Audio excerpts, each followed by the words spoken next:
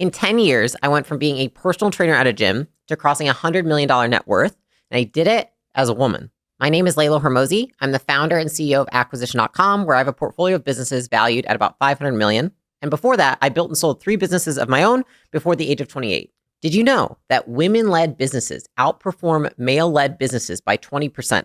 And yet, we rarely hear about this. And somehow, there are barely any legitimate business women speaking up nowadays in a way that empowers women rather than victimizes them. And so today, what I want to do for you is I want to bridge that gap.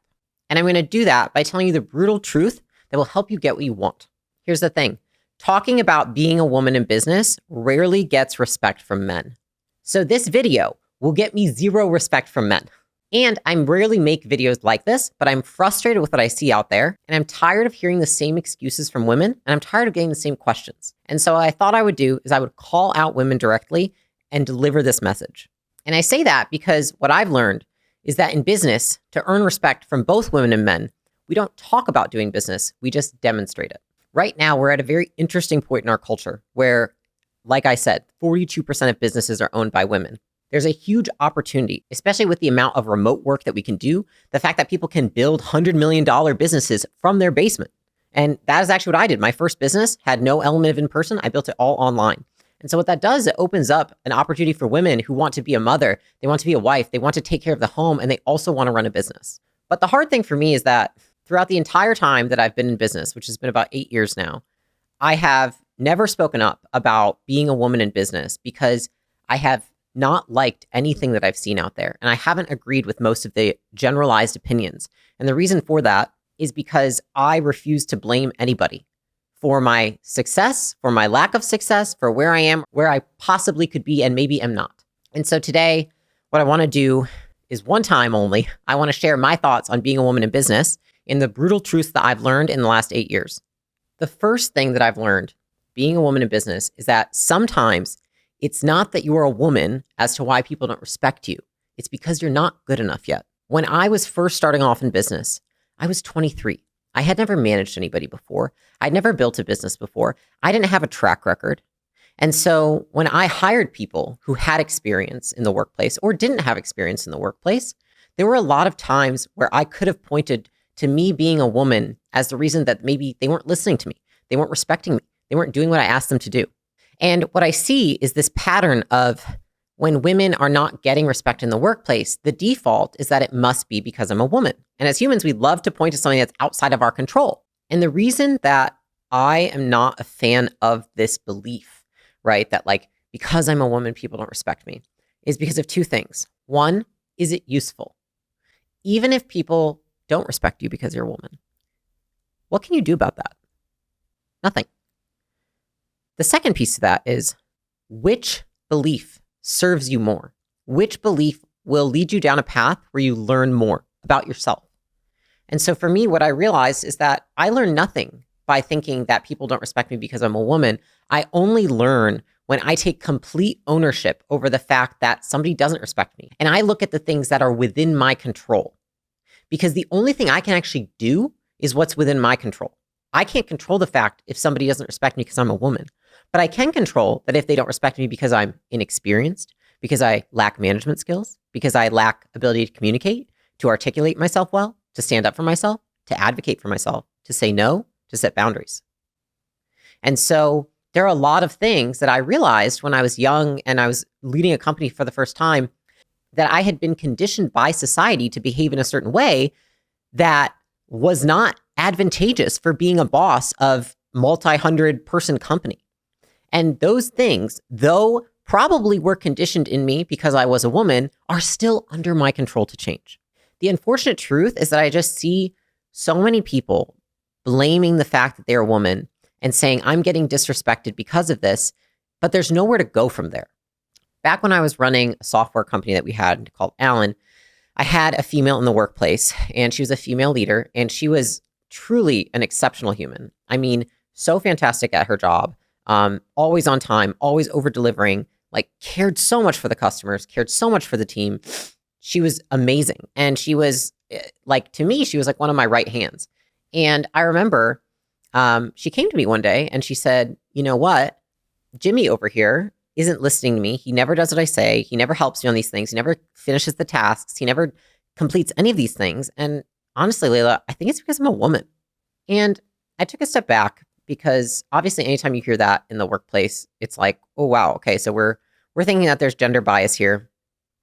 But then I looked at Jimmy and I looked at her and I asked her, I said, when have you ever conditioned people that if they don't do something for you, there would be any sort of consequence? In fact, you've actually just conditioned people and trained people to acknowledge that when you ask them to do something and they don't do it, you just do it for them. And that's not just with Jimmy. That's with the people that report to you. That's with me. That's with anybody that you work with. And so what if it's not that Jimmy disrespects you because you're a woman? What if it's that you've trained Jimmy by the fact that the first time that he ever didn't do what you asked, you just did it for him instead? And so it's not that you're a woman. It's that you're somebody who, when you give someone else something to do, you just end up doing it for them. So in that moment, we identified the skill deficit she had, which was she lacked the ability to truly delegate tasks because she would just end up jumping in, rescuing people. Now, am I saying that's because she's a woman? Maybe, maybe not. She's been conditioned to do that. And so she had to uncondition herself out of that behavior. And you know what happened? Jimmy ended up doing the tasks. There was another time this happened in the workplace, which I had an executive, a female who was an executive, and we had a company that we were working with. They were a vendor, and we got all of our supplies through them. And this is like, millions of dollars a month in supplies that we're getting from this vendor. So we have a very close relationship. And I remember my female executive, she took over the relationship from Alex because Alex had been the one that through his connections had found the supplier. And then when I brought in this female exec, I said, you know what, you should take it on because that was kind of her new role to be that person. And I remember she came to me after about 2 weeks and she was like, this fucking guy doesn't fucking respect women. And the reason that I can't get shit done is because he won't respond to me. And I bet you his ass will respond to Alex. And lo and behold, what happened? Alex reached out to him and he responded. And then she brought it to me and she was like, prove my point. He's fucking sexist. And I was like, interesting. That would suck. And she can't really do her job unless she talks to him. You know what? Fuck it. I'm going to call him. And so I called this guy and I was like, let me just ask him. I was like, can you tell me why you answer Alex, but you won't answer Sammy? He was like, yeah, Layla. He's like, Sammy's really mean to me. It's like, Sammy threatened me to get on the phone with me and said, if you don't get on the phone with me, I'm going to find a new supplier. And so I just don't do business that way. So is it that he doesn't respect you because you're a woman? Or is that he doesn't respect you because you're an asshole? Guys, this happens all the time where if we say, I'm not being respected because I'm a woman, we literally rob ourselves of the opportunity to learn. And oftentimes we find if we really dig deeper that it might not be that at all. I had a woman come up to me at an event and she asked me this question. She said, what do I do about the fact that people don't respect me because I'm a woman? And I paused for a second and I said, I'm going to give you 2 frames to think with. One is I want you to ask yourself, how do you know that's true?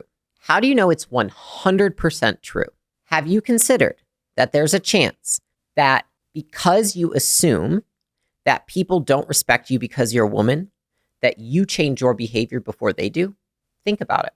And if you're watching this video and you're a woman in business, like, you tell me that this doesn't happen to you, that you have gone into a conversation expecting the other person to act a certain way, and you have changed how you showed up because of it. The second piece of that is, how do you know it's because you're a woman? Will you ever know that 100% the reason they don't respect you is because you're a woman? Probably not. Unless you can read people's minds and document it, which we can't, then you don't. And then if we're going to go just completely to the other side, maybe they don't respect you because you're a woman. Even if they don't, how is this useful for you? What do you do with this thought? What do you do with this information? The answer is that it's not useful. Instead, it robs you of your power to do something to make yourself better. And so when you're presented with these situations where you feel like you might be disrespected because you're a woman, you have to ask yourself, which belief serves my future self? Thinking that people don't respect me because I'm a woman, which I can do nothing about, is not useful and probably just make me angry. Or thinking that there's a million other reasons that people could disrespect me or not have respect for me. And I can do something about it because of their skill deficits. The second truth about being a woman in business is that your values can and will conflict. There will be a lot of times where you feel like you're at a disadvantage because you have too many things on your plate. Because you've got your kids, you've got your husband, you've got the house, you've got the job, you've got the business, right? And so you're looking at the people that you're competing with, aka men, and you're like, how can I do this? Like, I don't know how to compete in this business when I also have these other things that are taking my energy. And I want you to understand that one, that is absolutely true. Women are valued in society for doing more than just having a business and just having a career. And so because of that, we often put those things onto ourselves. On top of that, there's probably feeling like you need to look a certain way, right? And so there's a lot of things that pressure that you feel, and there's also a lot of things that you value because it's important to you. Say you're a mom, but you also have your own business, but you also want to show up and look pretty because you want to feel good about yourself. Those are all things that you value, and those things will conflict. And you are not perfect, and you will never be perfect. And where I see so many women fail is when they give up one thing because they think, gosh, it's going to conflict with these other things. But the conflict is where you learn. It's where you learn how to integrate things together. And I think that there's this illusion that you're going to somehow get to this point in your life where you're not going to have the conflict. And then that is the opportunity for you to take the leap and start a family or start a business or get married, whatever it may be. But the reality is that it's okay if things conflict. I was at an event about 2 years ago, and I'll never forget, there was a woman in the audience, and I said, they can ask me any question possible. And so she raised her hand, and she looked so fragile. And the moment she raised her hand, before she could even get words out, she started crying. And she said to me, she was like, I feel so terrible because I have this business and I'm doing really well. But at the same time, I feel like I'm really failing as a mother. And like, I need to end my business because my children aren't getting the mom they need. And it literally just like broke my heart because I could see that this woman is trying so hard to have a business that she really truly loves. Like she really loved her business. And she also really wanted to be this mom for these kids. And she felt like she was failing both of them. And what I told her was this. I said, in the micro, you will never evenly distribute your attention. You will always make trade-offs. So tomorrow, you might completely focus on your business because you're here at this event and your kids are not going to see you and you're not going to say goodnight to them and they're going to miss you and they're going to feel sad. But then when you get home for the weekend, you might spend the whole weekend with them and then you might get behind on business and then you might feel guilty on Monday. And the reality is that if you take all of those micro moments and then you extrapolate them out over 10 years and you look at the macro, you probably evenly distributed your attention to the things that you love. And so the first thing I would say is like, it's okay to not win every day and not accurately and evenly distribute your resources. There is no possible way to do it. I've never met somebody who can do it. I think it takes time to learn what works for you, but it's okay not to be perfect. It's okay to feel in a moment like you're a bad business owner. It's okay to feel in a moment like you're a bad wife. It's okay to feel in a moment like you're a bad mother. It doesn't mean you are. It just means that in the moment, you had to make a trade-off. Now, what can we do about that? What can we do about the fact that we have these values that conflict? Is that I think more than ever, what women can learn to do is to find a way to engineer your business and engineer your family so the two things make each other better. How can you create a business that also benefits your family, not just financially, but actually involves them? How could you create a family that also benefits your business? I'll give you a couple examples. I have friends that do this so well. I have a friend and he sold his business for like $1 billion. And then after that, he actually became the founder of a new business. And he wanted to spend a lot more time with his kids. And that was something that was very important to him because after he sold his business, he really wanted to make sure that he integrated his family because he felt like in the first one, he hadn't done that. And I thought the coolest freaking thing that I ever saw was that he didn't try to suppress the fact that he loved business. He tried to teach his son business so they could work on things together. And so his son, he was in real estate. He taught his son how to buy land. And his son, every night when he would get home from work, they would work for like 2 or 3, sometimes they'd stay up till midnight working on understanding how to buy land, looking at different spots in the United States, identifying the land. And then he helped his son get his first land deal. Like, that is a way where he learned how to use his skills in business to benefit his son. Another example is I have a friend and he hosts really large events. And when he hosts those events, he has to go away for weeks at a time. And he has a wife and they have kids. And so the coolest thing I ever saw is what he ended up doing is that when he hosts this business event, right, when this is his whole business is these events, is he has his wife host an event happening at the same time for the wives and families of the people that are attending his event. And so they literally found a way to not just create an environment where his business made his family better and his family made his business better, but where they could do that for other people as well. And so I think that what has happened is that we look at these things as separate systems. But if we look at how could I use my business to make my family better? Are there things that I'm learning in business? Are there things I'm doing in business that I could involve my children in, that I could involve my spouse in, that I could involve friends in, and the vice versa as well? Then I think it helps with the fact that your values will always conflict. And that is okay because we hold multiple values and those things do conflict. But I think what's even better to do with that is over time to look at how could I use these 2 or 3 or 4 amazing things to all make each other better. The third truth for women in business is that being treated differently doesn't necessarily mean you're being treated unfairly. You will be treated differently many times because you're a woman. Just the fact that you look the way you look and you present the way you present, people will act differently. That is a fact. But what if being treated differently was an advantage? What if you get into rooms that you wouldn't if you were a male? What if men don't see you as a threat and so they're more likely to help you? Every position has an advantage. And we've been conditioned over the last decade with all of the things that have been happening in culture to think that we are at a disadvantage. And I'm here to say there are just as many advantages to being a woman in business as there are disadvantages.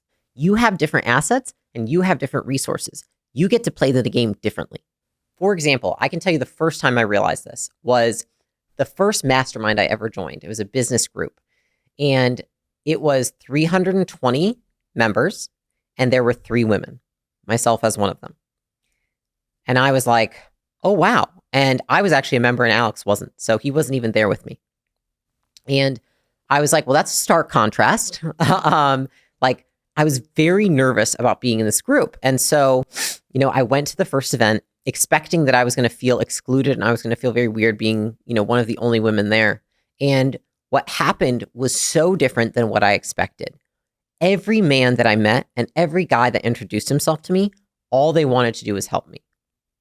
They all were offering, how can I help you? Like, I can do this. I can teach you this. I can teach you that. And I was like, it's so weird because I don't see them doing that for each other. And then what I realized is that they didn't see me as competition and they didn't see me as a threat. What have men been conditioned to do for women in society? Help them. So what advantage do I have? Men want to help me. Another example of this is when Alex and I started acquisition.com, there was a lot of people that we knew that had large funds and large private equity companies. And literally 2 introductions I got, the person who introduced me said, you should talk to them, not Alex, because I don't think they'll tell him as much. I was like, interesting. And I got on the phone with both of these guys and they just told me absolutely everything. They gave me their whole strategy. They offered to introduce me to people. They offered to follow up and take calls with me on a monthly basis to help. And I was like, wow, I would never have guessed this. And the funny part to it is I actually noticed that even Alex does this with women. I pointed out to him because one day I walked in, it was a Saturday morning, and he was in his office and he was on Zoom with some woman. And, I was friends with her and we'd met in an event and, we're all kind of friends. But he's like, he'd spent 2 hours helping her on her business. And after he got off, I remember I looked at him and I was like, you would never do that if that was a male. He was like, well, you don't know that. You don't. I was like, no, I really don't think you would. because her business is almost competing with ours. He was like, And I said, the thing is that when a woman asks a man for help, he seldom says no. And so I think there's so much energy spent on thinking about how we have a disadvantage in the workplace. But you have to understand you have just as many advantages as you do disadvantages. You just don't look at them. The fourth truth I have about being a woman in business is that even when the evidence is overwhelming, people will still discredit you. What I recognized very early on in my career, and I do not talk about this often because, again, is it useful? It's not. But I am sharing here because I get enough questions, is that you will make some people insecure, specifically men. And because of that, they will try to discredit you. And instead of speaking back to them and responding to that, you just need to let your work speak for itself. You need to demonstrate excellence rather than falling to that level. And I think that something that has always resonated with me is this phrase, which is success is on the other side of being willing to be misunderstood. And something that I have noticed since day one of being in business is that I have been misunderstood. I continue to be misunderstood. And I now realize that that's okay. But in the beginning, it was something that I felt angry about, or I felt like wasn't fair, or it would be very top of mind for me because it was so obvious. For example, I remember Alex and I got on a call with a guy and we were looking at doing a deal with him. It was when we owned our first company and it was a multi-million-dollar deal. And so you would think this guy would be very nice and, great to talk to. And we get on the phone and he's like, this is my wife, Layla. He didn't say this is my partner, Layla. He said, this is my wife. I didn't think that he needed to because it was public knowledge that we were partners in the business, etc. And as we're talking, this guy was honestly just a complete dick. And so I asked him a question that was pretty pointed because I felt like he was bullshitting me about some of the numbers that they were presenting. And I just remember he stopped and he said, I'm sorry, sweetie, who are you? The fucking secretary? And I was like, wow. And in that moment, I remember I was like, I get to decide right here what type of woman I am. Am I just going to rail this guy, which I would like to do because that was really mean? Or am I just going to hold myself with poise and be graceful? And you know what I said? I said, no, I'm not the secretary. I'm the co-founder. I own 50% and I'm the CEO. He got very quiet. And then I said, I think we should just end the phone call. I didn't get angry. I didn't yell at him. I didn't tell him he's a sexist piece of shit. I just left. I just was like, this isn't for me. And if you want to discredit me, even though there's all this overwhelming evidence, then you can go ahead and do that. You have the right to do that. I also have the right to never do business with you. I would say the second time that I realized that no matter how hard I worked in relation to Alex, I would still be discredited was we were at an award ceremony. And this award ceremony was in regards to I'll just say foundation that I wanted to associate with. And so I had put in a lot of work with my team to help put this giant event together for this foundation. And I was very excited about it because it was a cause I was very behind. And when it got to the part of the ceremony, we flew our team in, we'd done all this work ahead of time, and it comes down to the award ceremony, and they were going to grant us an award. And when it came time for the award ceremony, they called up multiple people and for different awards. And I'm watching them go up with these pairs of business partners. There's these two guys, they walk up, another two guys walk up. And then when it came time for me and Alex, they call us and they only called Alex. And I was sitting with a group of women when it happened. And I remember they all looked at me and they were like, fucking seriously? Are you fucking joking? These sexist assholes? What are you going to get up there right now and tell them what the fuck is up? They were so mad on my behalf. And I'm sitting there, I'm 26. I've never even been to an event like this. And I remember I looked at them and I was just like, no, this is just part of it. And it's not my job to convince people of what I am credible for. It's not my job to shove down people's throats what I'm actually capable of doing. Like, what good does that do me? If anything, it just makes me look like a crazy bitch. Go up on stage, take the trophy and say, it was me all along. You forgot me. It doesn't do me any good. And so I think a lot of women, what happens is they feel like people are trying to discredit them, right? Maybe it's because of what you look like. Maybe it's because you work with your husband. Maybe it's because of your age. It could be anything, right? You don't need to respond. It does no good. Just like there's thousands of people on social media who are going to comment and give you hate. What does responding to them do? It does nothing. The same with responding to people who try to discredit you. If anything, rise above them. Show poise, show grace, and there's no need to respond to hate with hate or to respond to immaturity with immaturity.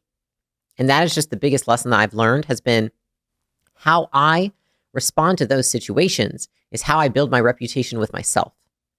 And I feel like I'm a better businesswoman, I'm a better person, and I'm a better leader because I know how I respond to those situations where people truly discredit me in situations that are honestly humiliating. And I just know that I'm a better person for the fact that I don't prolong it. I don't make it worse. I just allow it to end and recognize that even if it's not fair, it's part of life. The fifth truth is that lots of men will hate you for winning what they deem as their game. This is probably the most controversial truth, but men have been in business and probably will be longer than women. That has been historical in the entire world, right? That if men have ruled businesses. And the times that women have ruled, and this is when they were like empires, then they got taken over by men. And so historically speaking, more men have been in positions of power than women. And so when people see a woman in a position of power doing better than them, how do you think it makes them feel? Now, I'm not saying that men who are doing better than those women feel insecure, but think about the fact that you just as a woman succeeding, think about how many women you make feel insecure. Now, take a man who feels like you still got to do your hair and makeup, be a mom, be a wife, and you're still beating him. Here's the thing. If you're getting hate from other male entrepreneurs, you're probably doing something right. Hate is the price of success. And listen, I've never gotten hated on by somebody doing better than me. And what I always tell myself, and I've said this to Alex, I'm like, listen, those men, they will never buy from me, they will never work for me, and they will never sleep with me. So I don't give a fuck about them. And you shouldn't give a fuck about them either. I first realized that this was the case when I first started making content. And I assumed that I was going to get a lot of hate for, I don't even know what, just like discrediting me of like, oh, you don't know anything about business. This lady doesn't know what she's talking about. And I assumed a lot of it would come from females because I'm a female. And what was wild to me was that the hate did not come from other women. In fact, to this day, I rarely get hate from women. Like it's very seldom. I'll probably get more on this video than any other video. The first thing I noticed was that the people that were hating on me were all men. Mostly men that were much younger than me, men that were less successful than me. And they were trying to discredit me in any way possible. You didn't build this business. You hitched your car to Alex's. You look like a tranny because your voice is deep and you're probably not even a woman. You sound like a smoker. You wear too much makeup. You look like a drag queen. I mean, I can go on and on. And it took me a really long time to realize that there is absolutely no point in me acknowledging these people or responding to these people. And so what you'll find when you get into business is that there will be a lot of noise, especially if you do well. And there's no benefit to you to respond to it. Because what do those people want? They want a reaction. People don't comment on a video and say something mean just because they want the comment to stand there. They comment on a video and say something mean because they want you to feel bad. They want you to respond. They want you to fight with them. And so how you escalate a fight is you retaliate.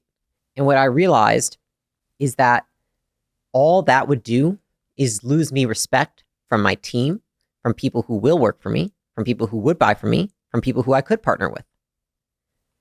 What does it look like if you get hate on by some guy who's insecure, living in his fucking mom's basement, jerking off, and you respond to him, and then somebody's looking to do a business deal with you and they see that you're like fighting with trolls online. You know? Like, how does that benefit you? You don't win. You actually, by trying to win this micro fight, you lose in the macro. And so you have to just take the hits and just understand that's part of the game. And it's okay. And the cool part about it is that what I've learned is that by having to deal with so much more hate than, like, for example, my husband in business, I get to develop more resilience. I get to develop more emotional management, more stress management. And now the coolest part is, 3 years later, I truly am unfazed by anything people say about me online. I see it all. I mean, to the point where it's dehumanizing, and it truly doesn't affect me. And the reason it doesn't affect me is because I don't respond to it. And so I've taught myself that those things that they say can't hurt me. They can't derail my day. They can't change my mood. They can't change what I'm going to do next. And they can't affect my business.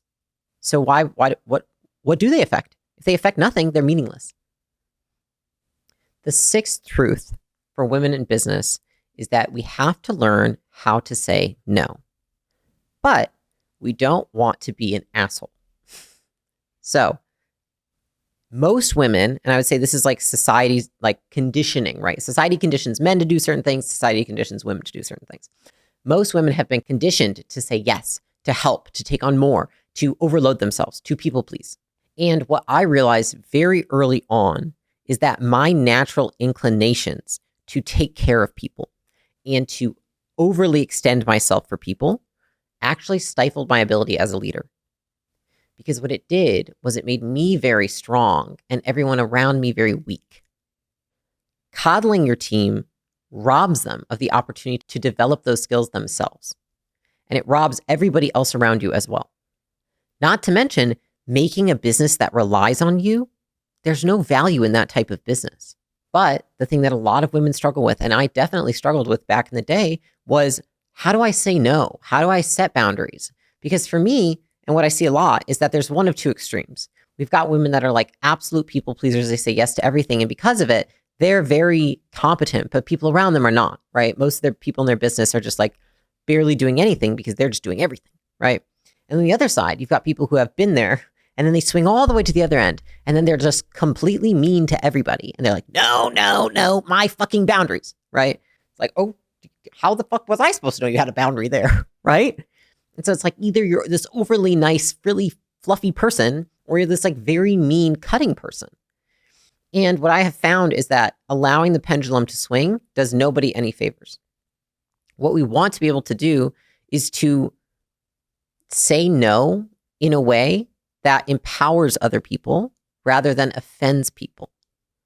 And that is saying no because you saying no to an opportunity means that that person can say yes to an opportunity. They can say yes to a learning opportunity. They can say yes to acquiring a new skill. They can say yes to being a better leader. And so you have to learn how to position your no's as yeses for somebody else and as wins for them. I remember after I figured this out for myself, I had a head of customer success and she was so good at what she did. She was a very similar personality to mine, like very much cared about people deeply, very generous, just very giving. And she started to grow a team. And as she started to grow the team, what I noticed was she continued to feel more and more burnt out. And I was like, gosh, this sucks. Why does she keep feeling burnt out? We've hired more people. And I sat in on a couple of the meetings and observed, and I was like, and I watched, and anytime something needed to happen, anytime something needed to get done, anytime somebody had a problem, she automatically volunteered herself to be the one to fill that gap. And I saw in her the patterns that I had had in myself when I was younger. And it's because she has such a big heart and she is such a great person, right? That she wants to help people.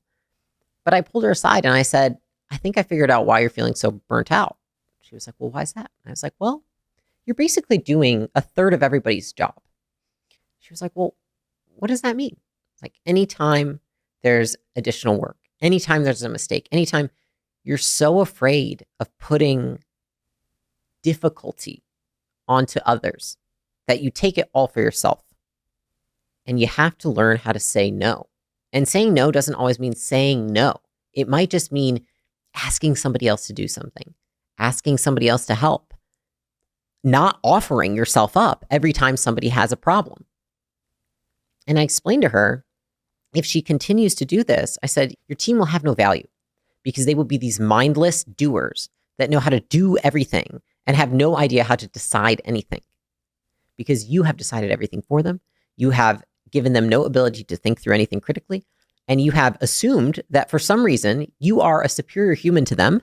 You have the ability that they don't have to do these things, right? To take on this email campaign because they don't have the capability, to build out this project management system because they must not have the capability, right? And when I started positioning it to her like that, which is you act as though you are better and more skilled and capable as a human, it clicked for her.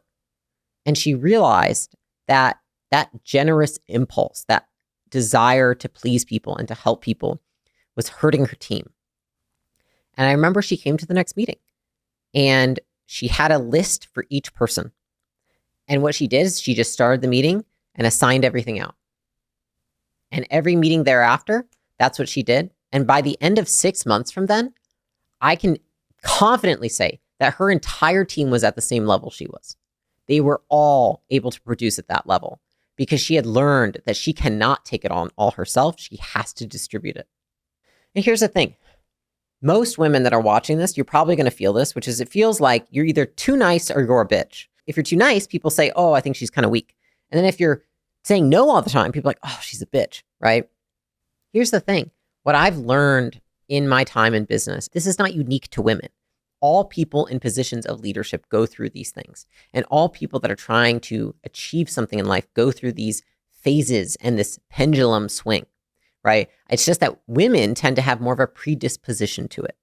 And women are judged more for it because it is less common to see a woman in society who can say no, who can ask other people to do things, and who doesn't serve everybody around them. But what I realized over time is that I'm grateful that I had the natural disposition to being so generous and doing so much for people because it allowed me to meet more in the middle and not swing so far where I became like this dictator of a leader. The seventh truth about being a woman in business is that being underestimated is always better than being properly estimated. Sun Tzu said, there is no greater danger than underestimating your opponent. And so I see women all the time talking about how people are underestimating them. And I was like, and I think to myself, like, yes, do you really want to be accurately estimated? You can use the fact that people underestimate you to your advantage. Alex and I, when we were building Gym Launch together, we had this inside joke, which every time that we showed up to a call with, in the beginning of Gym Launch, basically, we kind of came out of nowhere. And the company went from, 0 to 27 million in like 2.5 years. And so all of these people that were in the space would be reaching out and they were trying to figure out a way to like partner with us or have them like become part of their company, which we had no interest in. But it was like every person that was like ahead of us or had owned the space, they tried to do that. And every time we would get on these calls with them, it was so obvious that they thought, oh, that's just Alex's girlfriend, secretary, whatever, note taker, whatever it may be. And we used to always make this joke. And Alex used to say it. He was like, you know what's crazy? He's like, they don't even see what's right in front of them. I was like, what's that? He's like, that there's two of us. It's like, and they don't even know. So they're never going to see us coming. And lo and behold, we absolutely crushed all of them. Why is that? Because just as badly as he wants to win, so do I. I do it differently, but it doesn't mean that I'm less determined, that I work any less hard. What it does mean is that people don't see that and they don't expect it. So because of that, they underestimated. They thought they were competing against just Alex, but they were competing against both of us. And so for me, the fact that people compete against me who don't even know that they're competing against me, I consider that a win. And I think a lot of women, there's this desire. I've had a lot of women say, they're like, I just want people to know like how capable I am. And I'm like, why? For your ego? Like, do you need people to think accurately of you? Because all that matters is how you feel about yourself at the end of the day. And all that matters is what you know that you're truly capable of. You actually gain nothing in business by being properly estimated or overestimated. Trying to appear strong when you are strong is not a good strategy. If you're weak, yes, appear strong. But if you're strong, you gain nothing by appearing that way. I think a lot of women go in this direction where they have to get loud and they have to, make it known how good they are and, puff up their chest. It's because they feel like they have something to prove. But the question is, what happens next? How does this benefit me? How does this make my life better? By people knowing how great I am, or me talking about how great and capable I am. You'd benefit more if you just went and took that energy and just put it into being even better. I remember when I want to say I was like 17, I watched an interview of Oprah, and she was talking about when she had one of her first jobs. I want to say she was like in her teenage years or 20s. And at that point, she had a male colleague. And that male colleague worked less than her. He didn't do as much as her. And he ended up getting a raise. And that raise was significantly higher than what she was being paid. And so she went to the boss and she said, you gave this guy a raise. I work more than him. I do these things. I do all this. Like I should get a raise. And he was like, no. And she was like, oh, it's because I'm a Black woman. But the coolest part is what happened next, which is Oprah did not boycott that place. She didn't shit talk that place. She didn't try to escalate it to HR. Oprah left, started her own business, and became fucking Oprah, worth $3 billion. And what she did was, and she talks about this, is she used that motivation from being so underestimated by so many people and by that boss. And she used that energy to create something amazing. Now she's like one of the wealthiest, if not, I think she's the wealthiest Black woman in the world. And it's all because she was underestimated. And so being properly estimated does not help you in business.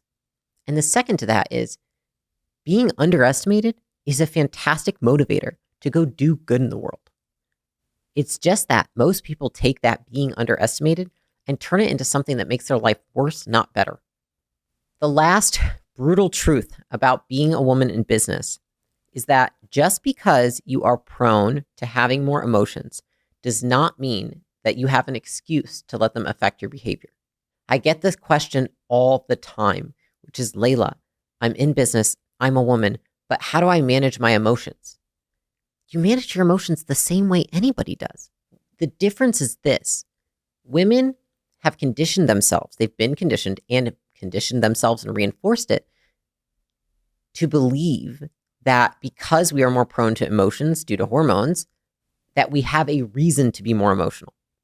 And then we condition ourselves in certain situations, like when you have your period, to allow ourselves to act like a silly goose, right? We act crazy. And it's not because we are less skilled. It's not because we have more emotion. It's because we have not mastered the skill of managing our emotions.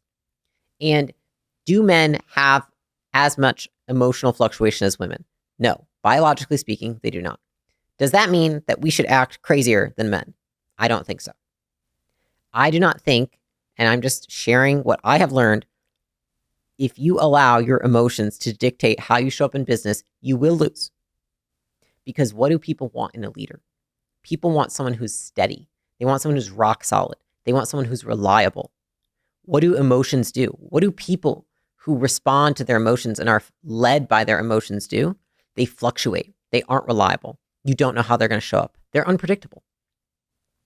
And so if you want to win in business and you want to get what you want to make the impact you want to, you cannot be controlled by your emotions. It is absolutely possible to learn how to manage your emotions. It is absolutely possible to be on your period and show up the same as if you were not. It is. And I'll even tell you this. For the first few years of business, I thought that I was amazing. I thought that I was good. Like, most of the time when I showed up, I was fantastic for my team. But time and time again, when that time of the month came, it was like for 2 days, I was just a fucking terror. And it was really hard for me to show up on calls. And I was really down and I was really emotional and I was really sad. And I would like always cry. Literally every time I had my period, I cried the first 2 days.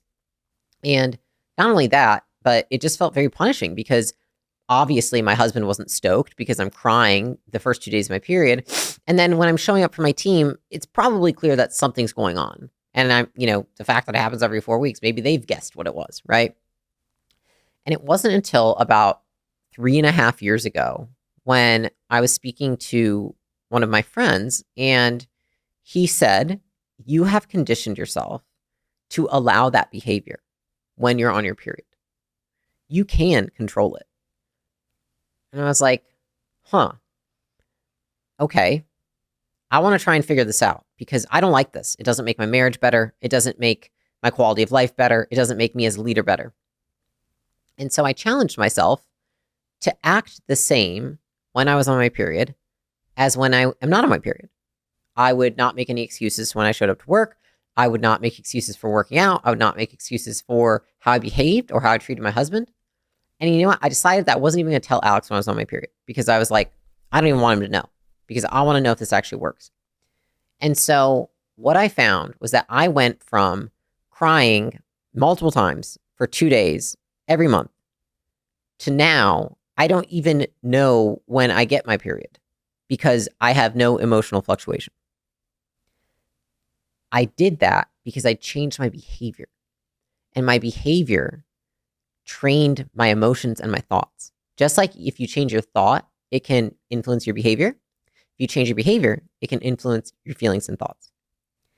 And so now I don't have to worry about getting my period and emotional fluctuation, right? I can show up the same no matter what. I don't have the urge to cry. I don't get in fights with my husband, and I don't show up differently for my team. Do I feel a little more tired sometimes? Yes. Do I get cramps? Yes. Do I sometimes feel more emotional? Yes. But to the degree before, no.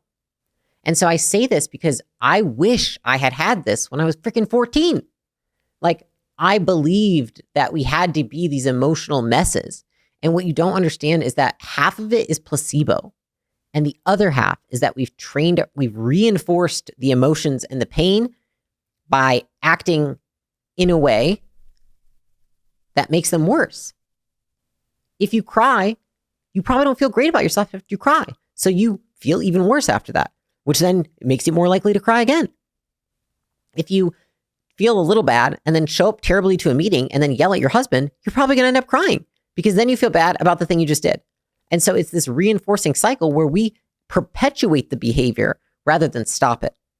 And the only way to stop it is to change your behavior and accept the fact that you can feel bad, you can feel sad, you can feel anxious, you can be in pain, you can be upset, and you can still show up like a fucking rock star. Because if we take a step back, if we say that we have no control over this, what do we lose? The ability to develop resilience, the ability to develop emotional management, the ability to manage stress, and the confidence that we could have and that we would gain if we knew that we could show up even when we felt awful. And I've seen this ruin businesses for people. There was a company that we ended up partnering with, and that company had a husband and wife running it. We have a decent amount who do. And that wife, I didn't understand what was going on in the beginning because she was amazing. And then 3 weeks go by and she was like a completely different person. It was like Jekyll and Hyde. I was like, what is going on? She went from being like my best friend to actually yelling at me on a call, like to the point where I was like, I'm going to hang up because you're not allowed to talk to me this way. I won't take it. And I didn't know what was going on. And so I reached out to the husband and I was like, okay, couple questions. One, is there something going on? And he was like, no, why? And then I was like, your wife is acting very inappropriate. Just going to use that word. What did I do something? What's going on? He was like, oh yeah, it's not just you. She does it to the team too. It happens like once a month. Haha, you know what I mean? Like it's around that time. And she she's got a week where she's just like a complete mess. And I was like, and she's the one running the team. He was like, yeah. And I was like, oh my God. And so, I look back at all these people who had been quitting the company. And then I asked the current employees, I did private interviews, and I was like, do you know why these people have left? And they were like, yes, because Brittany is crazy 1 week of the month. Imagine how much respect that lost her. Imagine how much that affected her business. She was not seen as a leader. She was seen as somebody people were scared of, and that they never knew what was going to happen next. And so when women ask me about how do you manage your emotions as a woman, is it harder? Yes, it's harder because you have more of them, truly, like you have more hormones. But is it doable? Yes. And do you want the skills? Like, if you want to be a woman who can show up no matter what she's feeling, there are all these skills that are available for you to just go and take, that most women don't accept this reality and just say, like, it's because of my period, it's because of my hormones, and then they never get the chance to acquire those skills. And so the biggest thing that I have learned is that by accepting what is normal to most people, you actually reject all of the learning that you could have if you just said, what if it was possible not to? Here's the thing. We are literally surrounded by statistics talking about how the workplace is unfair to us. This does not help us. This does not help more women get into business. This does not help more women succeed in business. The media wants your attention just like anybody else. I have no objective here. I gain nothing from this video. All I hope to do is to reach somebody who was me 10 years ago, who believed those lies and believed and listened to them and let them influence me. Because how many women, if we talk about how unfair business is to women, how many more women are going to start businesses? Probably less. How many women are going to be happy having a business when they hear how unfair it is to them? Probably less. So why do we talk about this? Why is this useful? We should be talking about how women have an advantage in business and how women can succeed in business and all of the good things that you have because you're a woman and in business and all the advantages there are of being a woman in business.